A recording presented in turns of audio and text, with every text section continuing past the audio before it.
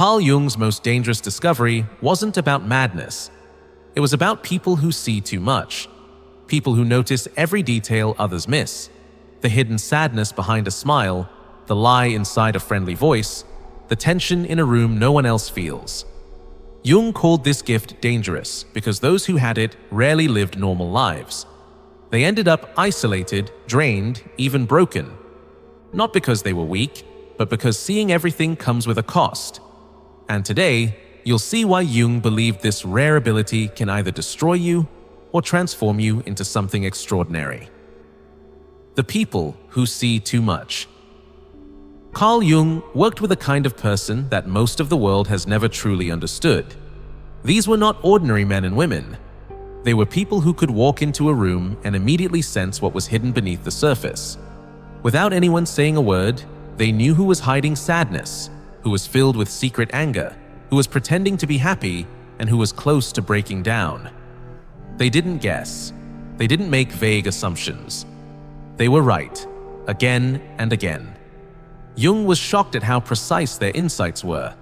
Through quiet observation and intuition, they could detect patterns that escaped everyone else. A forced smile didn't fool them. A confident tone couldn't cover inner despair. They saw through the masks most people wear every single day. At first, you might think such a gift would be a blessing. Who wouldn't want to know the truth behind people's words? Who wouldn't want the power to detect lies, to see danger before it arrives, to read what others keep hidden? But Jung discovered that this gift rarely felt like power to those who carried it. Instead, it felt like a curse. Because most people don't want to be seen so clearly. They don't want their weaknesses noticed, their secrets uncovered, or their inner chaos revealed. And when they felt that someone could see straight through them, they didn't respond with gratitude. They responded with discomfort, sometimes even hostility. For the person who sees too much, life became lonely. Small talk was painful because it felt fake. Friendships became fragile because people avoided being around someone who made them feel exposed. Workplaces turned hostile because their very presence disrupted the silent agreements groups depend on. Those unspoken rules where everyone agrees to look away from certain truths. Jung realized these people weren't broken. They weren't delusional. Their minds were simply tuned in to deeper layers of reality than most people could bear to face. But that difference made them outsiders. They lived in a world where everyone else played a game of pretending while they saw the raw truth. This is why Jung called their ability dangerous. Not because of what they saw, but because of the cost of seeing it. They carried the burden of awareness in a world that demands blindness. And in that contradiction, their greatest gift often became their greatest pain. When awareness becomes a burden. Jung noticed something disturbing about the people who saw too much. Their gift did not bring them peace. It did not give them joy. Instead, it made their daily life almost unbearable. What looked like a superpower from the outside became a heavy weight they carried everywhere. They couldn't handle ordinary conversations. Small talk, the kind of light, casual words that most people throw around without thinking, felt impossible to them.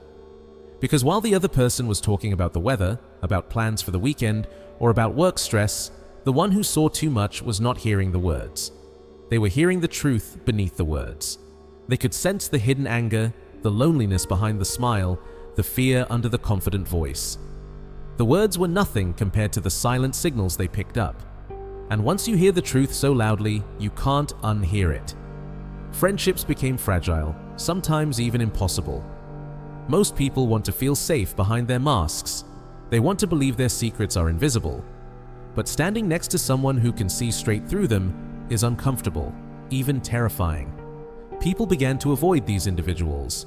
Not because they were unkind, but because their very presence felt like exposure. Being around them was like standing in front of a mirror that showed not only your face, but your hidden self, the parts you wanted no one to see. And most people could not bear that. Workplaces also became hostile environments. Jung saw that offices, factories, and groups of people function not only through rules, but also through silent agreements. Everyone agrees to look away from certain truths, to ignore certain flaws, to pretend everything is fine. But when someone walks in who unconsciously breaks those illusions just by existing, the group feels disturbed. people become defensive. They accuse the perceptive person of causing problems, even when all they did was notice what others worked hard to ignore. This is why Jung called awareness a dangerous gift. Because seeing the truth is not the same as being able to live with it. These people were not fragile, but they were isolated. They walked in a world full of masks they could never believe in. They carried the weight of reality in a society built on illusion. And slowly, that weight pressed down on them, turning their rare perception into a burden they could hardly endure. Jung's dangerous label. Carl Jung, one of the most important thinkers in psychology, made a discovery that many at the time found unsettling. He worked with people who had an unusual gift. They could see what others were trying to hide. They could feel the emotions people buried, sense the tension no one wanted to speak about, and recognize the truth behind even the most polite smile.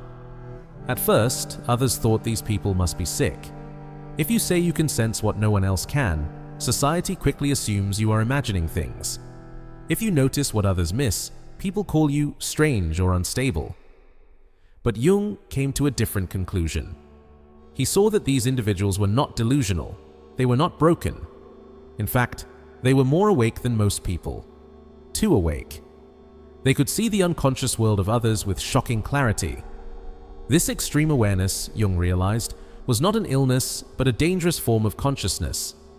Dangerous not because it harmed them physically, but because it set them apart from everyone else. These people became like mirrors. Mirrors that showed society what it didn't want to see. And most people cannot stand to look too closely at their own reflection. Think about what keeps groups of people together. Families, workplaces, friendships, they all survive by maintaining certain illusions. Families may hide conflict under forced smiles. Companies may pretend to be united while power struggles brew underneath. Friends may act cheerful even when they are hurting inside. These shared masks allow life to move forward without constant confrontation. But the highly perceptive person disrupts this balance simply by existing. They see through the mask, they notice the tension others agree to ignore, and their very presence feels threatening to those around them. Without meaning to, they reveal what others are desperate to keep hidden. So what happens? Instead of valuing the truth, people push the mirror away. They accuse the perceptive one of being negative, dramatic, or judgmental. They turn the observer into the problem. It is easier to blame the mirror than to face what the mirror reveals. Jung saw this pattern again and again. The more conscious these people were, the more isolated they became. Not because they chose loneliness, but because society rejected the discomfort of being seen so clearly. Their gift became their curse. The cost of being the mirror. Carl Jung uncovered a difficult truth about people with rare perception. Their gift was rarely celebrated. Instead, it was often punished. These individuals could reflect the hidden emotions, fears, and wounds that others worked hard to bury. They didn't always do this intentionally. It was simply their nature. Their presence acted like a mirror, and in that mirror, people saw what they didn't want to face. Imagine someone walking through life carrying silent pain. They hide it under a smile. They say, "I'm fine." They laugh at jokes, go to work, and pretend everything is normal. But underneath, their heart is heavy. Then, they meet someone with piercing awareness, a human mirror. This person doesn't accuse them, doesn't try to expose them. Maybe it's a quiet look, maybe it's a small question, or maybe it's just the way they hold silence. Yet in that moment, the mask slips. The hidden pain rises to the surface, and here lies the tragedy. Instead of being grateful for this clarity, most people feel threatened. The truth feels too sharp, too raw, too close to the skin. They don't want to face it, so they push it away. But since they can't escape what the mirror reflects, they attack the mirror itself. They say things like, "You're too negative," "You're imagining problems," "Why are you trying to stir up drama?" But the perceptive person isn't inventing anything. They are only noticing what was already there, buried beneath the surface. Still, others cannot carry that weight, so they unload it onto the very person who revealed it. Jung gave this reaction a name: shadow projection. The shadow is everything we deny or repress in ourselves. the jealousy, the insecurity, the grief, the rage. When someone shines a light on it, instead of owning it, people project it outward. They turn the one who notices into the problem itself. The human mirror becomes the scapegoat. And this cost is heavy. Friendships collapse because people feel exposed and judged even when no judgment was given. Families grow distant because truth feels like betrayal. Workplaces quietly push the mirror aside because groups depend on shared illusions to keep functioning, and someone who sees too clearly becomes a disruption. Jung understood that this wasn't always intentional malice. It was defense. Human beings will often do anything to avoid facing their own darkness, and the easiest way is to punish the one who reflects it. That is why these individuals carry a double weight, not just the burden of seeing deeply, but also the blame for revealing what others want hidden. They are treated as if they caused the pain, when in reality, they only revealed it. This is the true cost of being the mirror. You don't just see too much, you suffer for it. The price of clarity is isolation. The gift of awareness becomes a curse of rejection. And so, those who carry this rare vision often feel misunderstood, cast out, and unfairly judged. But Jung reminded us, they are not the source of the darkness. They are simply the ones who cannot help but reveal it. 4 hidden types of seers. Carl Jung noticed that not everyone with this unusual perception experienced it in the same way. The gift, or the burden, took on different shapes depending on the person. He described 4 hidden types of seers, each carrying their own struggle. The feeling seer is the one who absorbs emotions so deeply that they cannot always tell which feelings belong to them and which belong to others. They walk into a room and suddenly feel sadness, anger, or tension that isn't even theirs. It's like being a sponge for emotions, constantly soaking up everyone else's storms until they feel heavy and drained. The thinking seer sees patterns and outcomes before they happen. They can predict relationship failures, arguments, or even breakdowns long before others notice the signs. To outsiders, it looks like guessing or being dramatic. But later, when things collapse exactly as they foresaw, no one remembers their warning. Instead of feeling empowered, they feel cursed by always being too early with the truth. The sensing seer doesn't just read moods, they feel them in their body. They might sense illness in someone before symptoms appear, or feel tightness in their own chest when another person is stressed. Their body becomes a receiver of signals no one else notices, making them both sensitive and exhausted. The pure intuitive is perhaps the rarest and the most overwhelmed. They see everything all at once, emotions, patterns, hidden truths. But the flood of information is too much to organize. They live in constant overwhelm, drowning in perceptions they cannot filter or explain. Though each type is different, they all carry the same burden: too much awareness and too little balance. Their gift sets them apart, but it also isolates them, leaving them to wrestle with truths that others neither see nor want to face. 6. The 3 dangers. Jung warned about Jung said this ability brings 3 major risks: breaking the group illusion, seeing through the lies society agrees to live with; existential isolation, feeling like you live in a different reality from everyone else; the path of integration. Carl Jung refused to leave the story of these rare, highly perceptive people in despair. He understood the danger they carried, but he also discovered a way forward.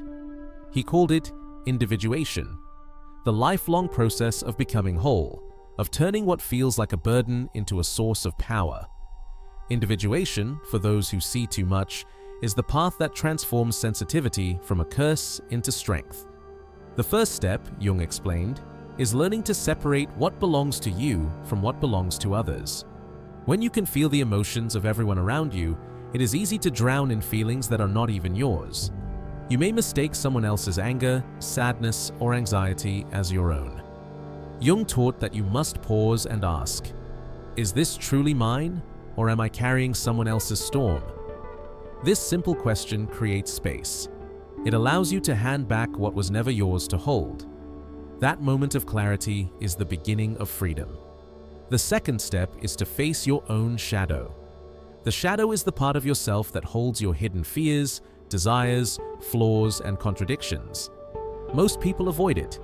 They pretend it isn't there. But for those who see too much, ignoring the shadow is dangerous, because the unacknowledged darkness inside you makes the weight of others' shadows unbearable. Jung insisted that when you face your own shadow, you discover strength. Once you accept your own flaws and learn to live with them, the darkness you see in others can no longer crush you. Instead, your shadow becomes a shield. It gives you resilience. The third step is to build strong boundaries. Without boundaries, your gift devours you. You absorb every emotion, every problem, every hidden truth until you disappear inside other people's chaos. Boundaries are not walls, they are anchors. They let you stand in the storm without being swept away. Boundaries mean knowing when to speak and when silence has more power. They mean knowing when to stay present and when to step away. With boundaries, you protect your core while still offering your vision. Through these steps, discrimination of feelings, shadow integration, and strong boundaries, the person who once felt cursed begins to transform. What once made life unbearable now becomes the very source of purpose. You stop being overwhelmed by what you see. Instead, you learn how to carry it with balance. And from that balance, you can use your sight not to destroy yourself, but to guide others. This is the path of integration, the art of holding deep awareness not as a weight that breaks you, but as a power that makes you whole. It is the process of becoming strong enough to carry truths that others run from, and wise enough to use them as light instead of weapons. From curse to contribution. Carl Jung gave a warning and a promise. He saw that people with the rare ability to see too much lived on a knife's edge. If they failed to handle their perception wisely, it would eat them alive. But if they learned to integrate it, that same heavy gift could transform into something extraordinary, not just for themselves, but for everyone around them. Jung wrote that unintegrated perception becomes a curse. You see the truth others hide, but instead of using it, you collapse under it. You feel emotions that are not yours. You speak truths no one wants to hear. And because of that, you are pushed aside, labeled strange, or even punished. The gift then feels like poison. Many of Jung's patients lived this tragedy, too awake for the world, too exposed to survive peacefully. But he also discovered the other path. Integration turns the same perception into what he called cultural medicine.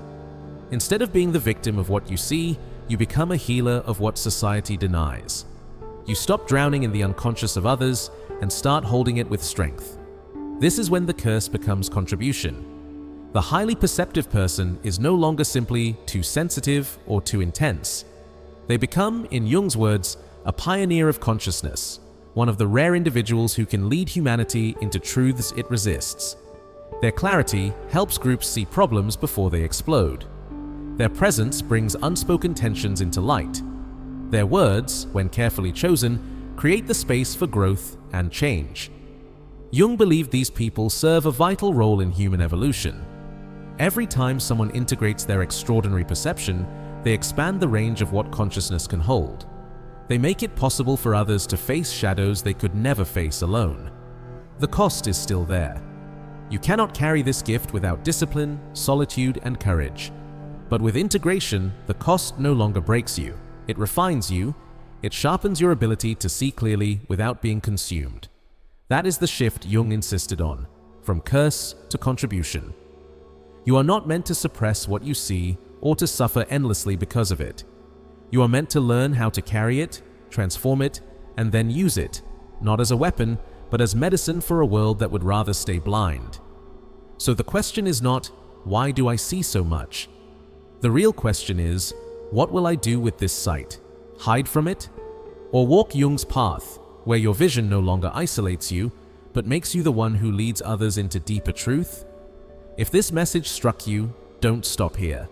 Most people will never understand what you carry, but here, you'll find the tools to master it. Subscribe now, because this is where we turn dangerous gifts into real power. Your vision isn't a curse, it's a sign that you're ahead of your time. The only question is, will you learn to wield it?